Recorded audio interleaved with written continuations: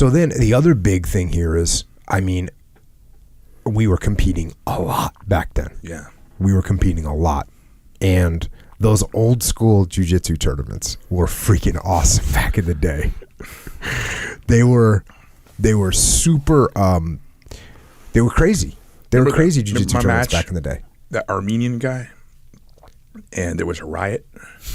Oh, it was crazy. And it was crazy. It was 500 Brazilians and like 20 Armenian guys. And by the way, my coach, he had a thing with that coach, and I'm not going to say what he said, but it wasn't very nice.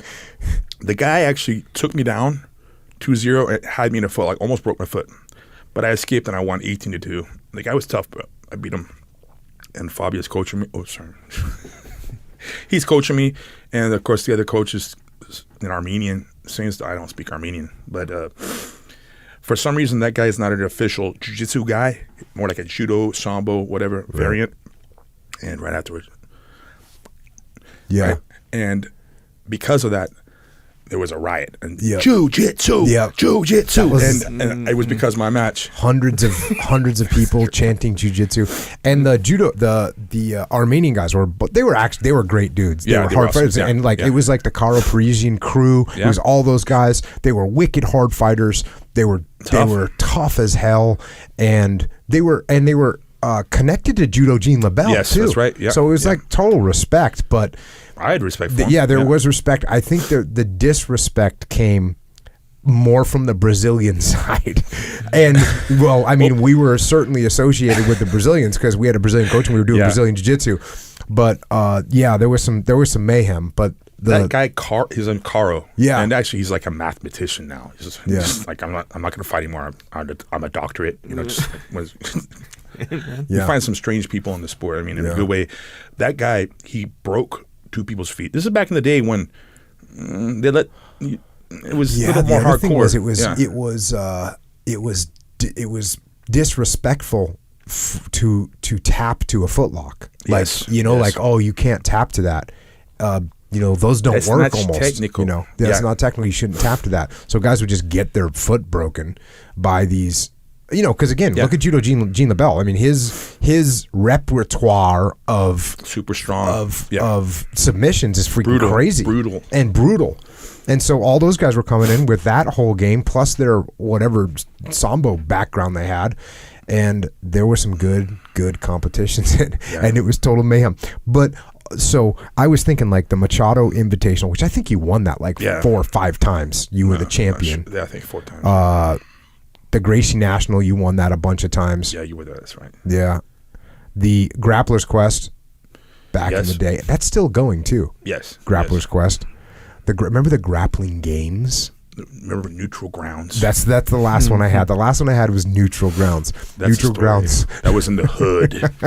It was in the cage. hood in L.A., yeah. And the cage, someone didn't finish the fence correctly. It cut you. It was. I mean, it was straight cage match like WWE style. It was in the back in Dudes the hood bleeding. in this backyard, and there's like 200 guys that are just like God and yelling. No one's throwing anything, but almost. It's like an MMA style, like environment, but not punches that day. And there's Rico Rodriguez was there. Higgs. I competed. You could be. I went against Rico Rodriguez. Yeah. I lost. Didn't you go against? Well, him as well. Against? Yeah. Well, let's see though. Oh my god. Yeah, I had 2 matches. Higgs also. We both won. He beat Hickson's guy. Bo.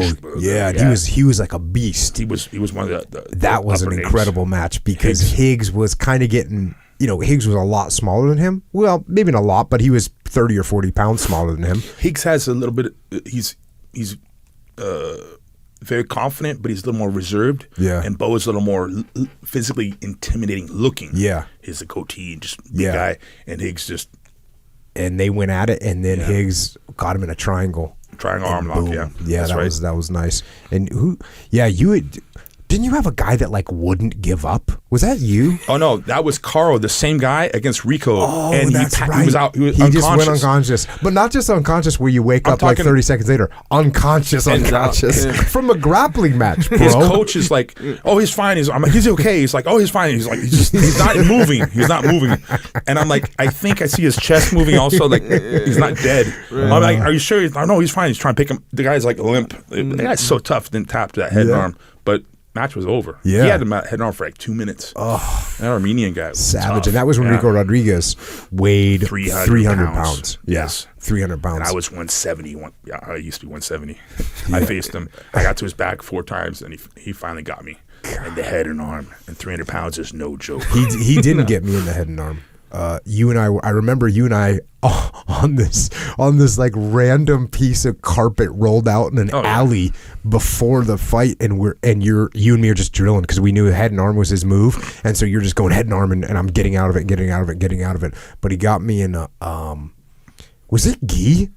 Yes, it was gi. He had spandex on though. Yeah, he had spandex bottoms and a gi top, and he got me in an Ezekiel from my half guard. Yeah. Which you know the learning phases of jiu-jitsu when you go, I didn't know that would work. That was one of those for me. I was like, I didn't know that would work. I didn't think it would work. Like, you can't put an Ezekiel on me, my half guard, and then it worked. Yeah. By the way, just a tangent. We're walking to the venue. We parked 2 blocks down, and Jocko had these sunglasses on, and there was these 2 ghetto dogs, and these were pissed off dogs that were barking, and Jocko went like this, and he stared the dog, and the dogs went like that. It's funny because I'm like 19, you're probably like 25, and the dogs they were real confident, and you gave them that devil stare, and they kind of backed up. They were still barking, but and they needed to. There was a fence between us, but yeah. First time I seen a man just punk 2 dogs with his eyeballs. Yeah, it was awesome. Kind of motivated me for the match. Actually, you know what was pretty cool? So this is one of my favorite Dean Lister stories. You were going against, again, it was one of these crazy tournaments, total mayhem. And so we're talking, this is like 90, I don't know, 97, 98, something like that. Total mayhem. And you would always you'd always be in the finals or the semifinals, on your way to the finals, because you would win every tournament. It was freaking ridiculous. Well, not everyone, but yeah. Okay, not everyone, but most of them.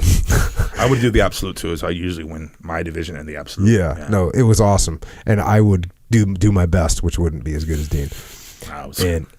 And so, anyways, Dean's in this match, and he's going against this Brazilian kid, and they're going at it, and the Brazilian guy's real super fiery. Right, super fiery Brazilian guy, slapping the and he's going crazy, and it's really, it's head touching, but it's like a head slap. You can hear the slaps happening, and you can see this guy's going all crazy, and he goes after Dean like super hard, trying to get a takedown, and they fly across the mat, and he's pushing, and Dean's sprawling, boom, and they go way out into the stands.